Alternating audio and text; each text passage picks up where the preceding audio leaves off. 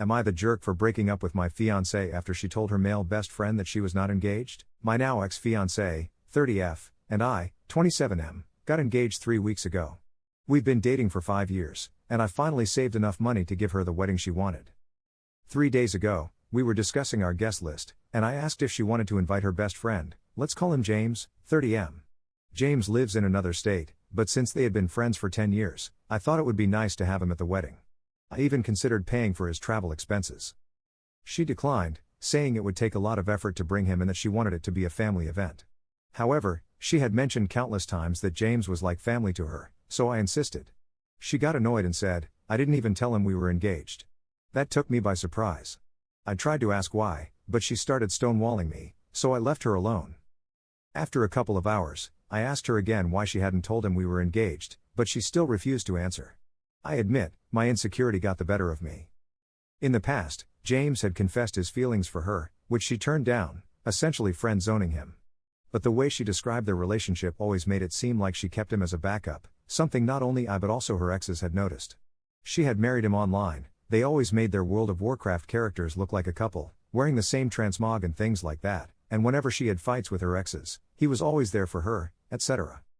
I told her that made me uncomfortable and that if she wasn't planning to tell him, she might as well consider herself single because I wouldn't marry someone who couldn't be honest. Yes, I was pretty immature, but she did something even more immature. She texted him right in front of me, showing me her phone, and said something like, "Hey, just so you know, I was engaged, but not anymore," and sent it to him. I told her to pack her things and leave my house. Ever since she left, she has been calling me, but I have refused to answer. My mom called me, because she apparently called her, and told me I was a jerk for ending things over such a ridiculous reason. So, am I the jerk here? Relevant comments. Commenter. Do you provide most material things, including the house? Your post said my house. Are you paying down her school or other debt? Don't let anyone use you financially if their heart isn't in it too. I know a man whose wife left him just weeks after she graduated. Guess whose cash put her through college? Op's response. Yes, I pay for the house, bills, and her car. She moved in 2 years ago. Other than that, she pays for her own things. Update 1 day later. Hey guys, I just got home after talking to my, still, ex-fiancée, and since a lot of people asked for an update, here it is. But I want to clarify a few things. As I mentioned in my original post, I pay for the house since I bought it before dating her, and I asked her to move in because it was close to her job. I work from home since I'm in tech, but she had to commute to work, which is why I paid for her car, to help her out, and honestly, her salary is crap. I was her partner, so I didn't see any problem with that. I thought she was the one. Despite everything, she is smart, funny, and we had chemistry, but I felt betrayed. Now, to the update. We met at a coffee shop under the premise that we would discuss how to save our relationship, or at least, that's what she thought. As soon as we sat down, I asked to see their messages.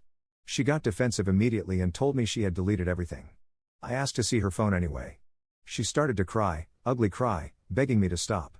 At that point, I had already decided I was done with the relationship, but damn, I was curious. It took a good 20 minutes for her to hand me her phone, a lot of crying, even a waitress asking her if she was okay. So I read the messages. There wasn't any outright cheating, no nudes being exchanged, no professing love for each other, but what I read still stung. There was a lot of crap talking about me. A lot. Text after text of them saying how terrible of a person I was, criticizing my hobbies, I like video games and pro wrestling, saying I wasn't a real man because of them, and stuff like that. But there were 2 topics that caught my eye. One where she told him I was having trouble getting hard and that it was frustrating for her. And one where she complained about how she didn't want to be stuck in our relationship. Yes, I was having problems in bed. Because I was grieving. My father passed away 6 months ago. As for the stuck thing, I remember telling her that when we got married, if she wanted, she could leave her job, and I would provide for both of us. I don't know if she took that the wrong way, but I guess it was related to that. Honestly, I don't know. By the time I gave her the phone back, she was already making excuses for why she said those things to him, how he was like a therapist for her. Then she asked me, "Don't you complain about me to your friends?" And I simply replied, "No, I don't." She started crying again. I took a deep breath and just said, "Just give me the ring back." I didn't have the ring with me, like some suggested. She hesitated a bit but gave it to me anyway. I stood up and asked her to delete my number and not bother me anymore. I called her mom and asked her to pick up her daughter's stuff from my place. Her mom is a good person, and I'm just now realizing how much I'm going to miss her as I write this. She understood why I decided to end it, but she didn't ask much, and to be honest, I'm glad she didn't. As for my own mom, I didn't call her, I just blocked her for reasons unrelated to this post. I just realized she never had my back in anything. I was always trying to save an already failed mother-son relationship. Before I go, I just want to clarify, I was never against her having male friends or any type of friends. People are going to cheat if they want to, friends or no friends. I remember my dad telling me something when I was a teenager. He always said, opportunity makes the thief, but I don't agree with that. Anyway, since I have the next 2 weeks off work, I'm going to figure out what to do with the wedding money, drink some booze, play games, and watch Monday Night Raw later. Peace. Edit. A couple of people are asking about the car. It's a 2015 Nissan Versa, which she crashed twice, both times by rear-ending someone. I never liked the car, the engine is weak, the interior feels cheap, and overall, it's just bad. So for all I care, she can keep that piece of crap. I'd have better luck throwing it off a cliff than selling it. Edit 2. Little update. Her mom called me a few hours ago to check on me and ask when she could come pick up my ex's stuff. We talked about the car, and she basically forbade me from letting her daughter keep it because, 1, I paid for it, and 2, my ex wouldn't be able to maintain it. So, I'm going to keep the car until I'm able to sell it, God help me. Also, some people called the story fake because they said I wasn't a real man for playing games, even though they played World of Warcraft. To be honest, that's on me because I wasn't very clear.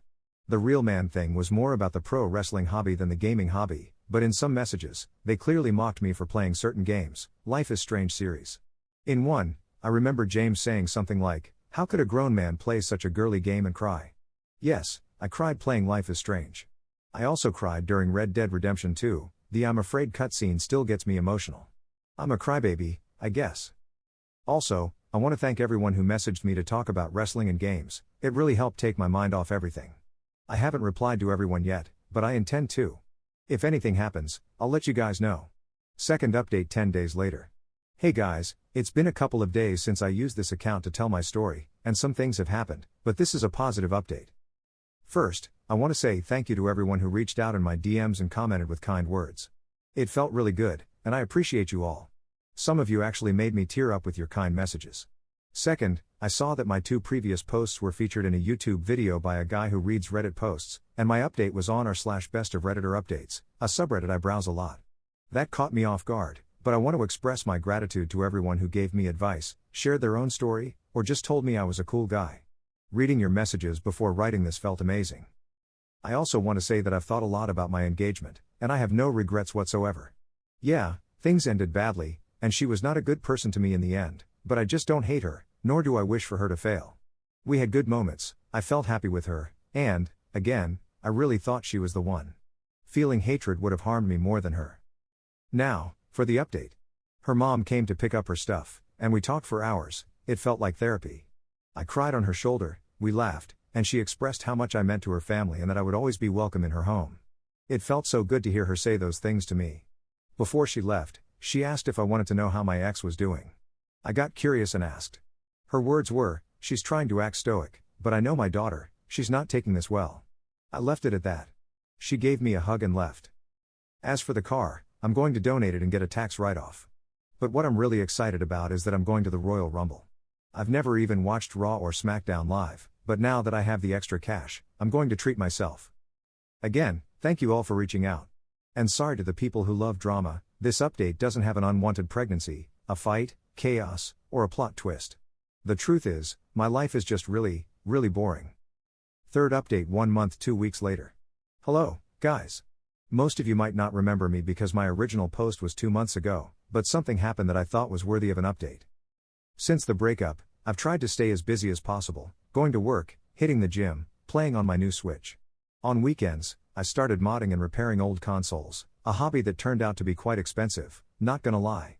I even modded my own Switch, sorry, Nintendo. And I was managing to get through the days without feeling sad.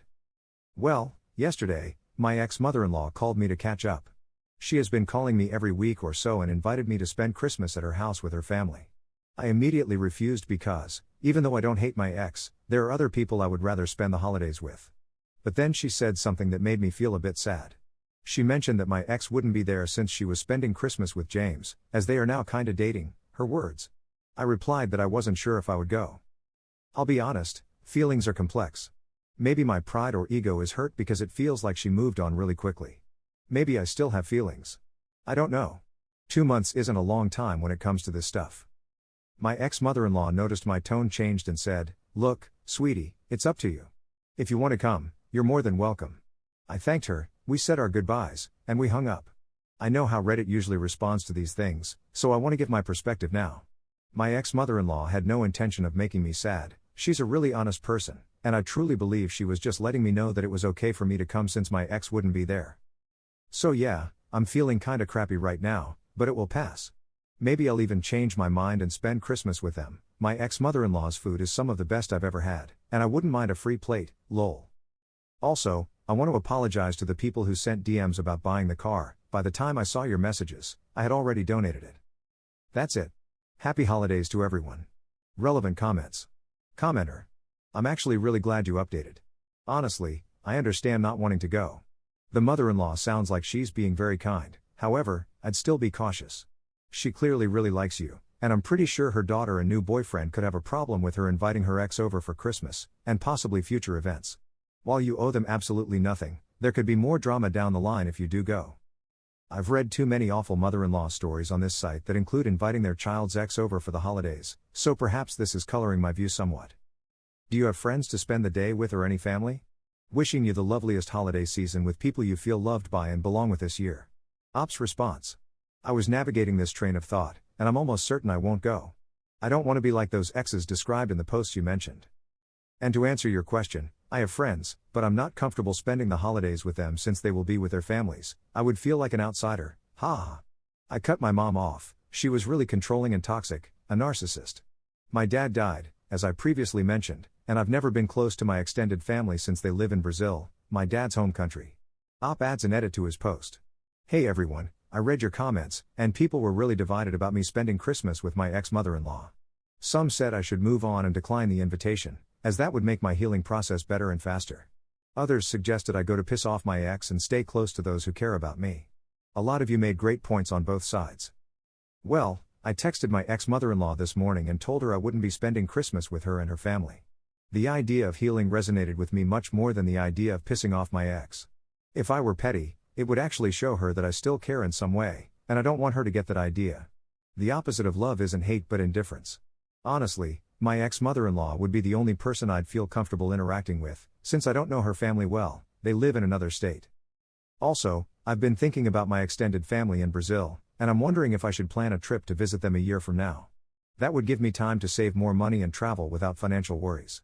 I have my aunt, my dad's sister, on Facebook, so I'm going to contact her to see if I can meet them, get to know them better, and see how things go.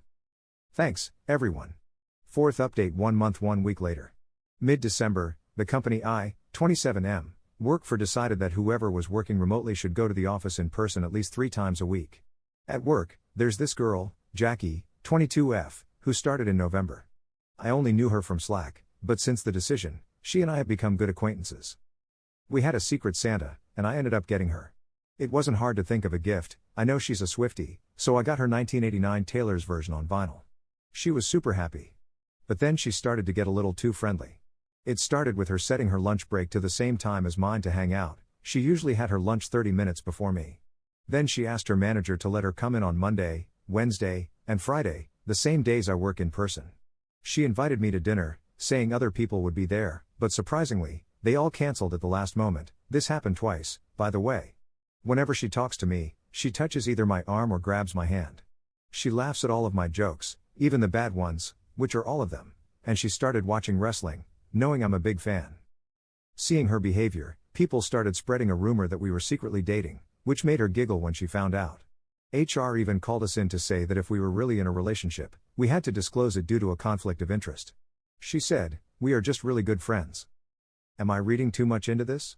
She said we're just really good friends, but I've only known her for a month, and her behavior is kinda flirty sometimes. I'm really lost. She's a really nice person. Help. Edit. I read your comments, and I will ask her if she's having feelings for me. Since I work from home tomorrow, I will try to think of ways to navigate this situation, and I will ask her to meet me at a restaurant on Wednesday after work. Edit 2. I don't know if anyone is going to read this, but she texted me and invited me to her place today at 7 p.m. to watch a reality show called Singles Inferno. She told me to bring wine. I accepted. Oh boy, I'm freaking nervous. Edit 3. I went to her place, and the first thing she said was that she loved the cologne I was wearing. She had ordered pizza, and we watched the show. The show sucks big time, but making jokes with her about it while being a bit wine drunk was really great. Out of the blue, she seemed kind of nervous, paused, and said she had something to say.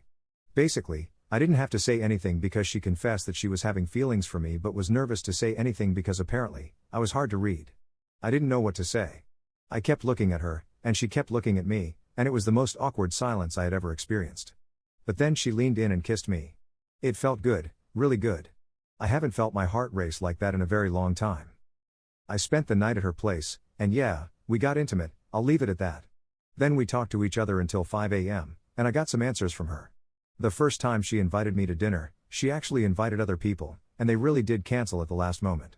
She wanted me there because it was less scary to approach me in a group setting. The second time, she really planned to have just me at dinner with her. For her, it was frustrating that I wasn't noticing all the signs she was giving, but at the same time, she thought it was cute. Inviting me to watch the show and drink wine was her Hail Mary attempt to make me realize that she liked me. She told me that we didn't need to rush things because I told her that I liked her but was afraid of carrying the baggage of my previous relationship into this. She said I could take my time to process my feelings. But the fact is, I like her, I really, really like her, and I think a relationship is something I want to pursue with her.